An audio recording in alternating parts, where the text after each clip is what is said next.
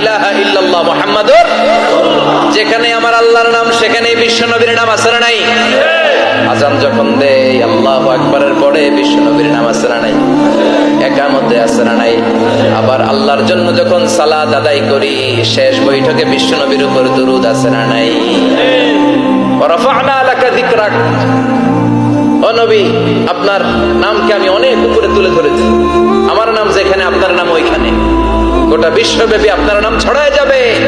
ওরা আপনারে গালি দেয় কবি বলে, ওরা গালি দেয় গণক বলে, ওরা বলে আপনি আফতার লেস কাটা, আসলে যারা আপনারে গালি দেয় ওরাই লেস কাটা।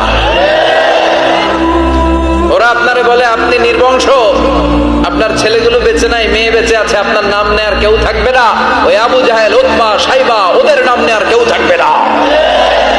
আপনি লেসকাটা নন, আপনি নির্বংশ নন। ইন্না শানিয়াকা, চিল্লায় বলেন ইন্না শানিয়াকা।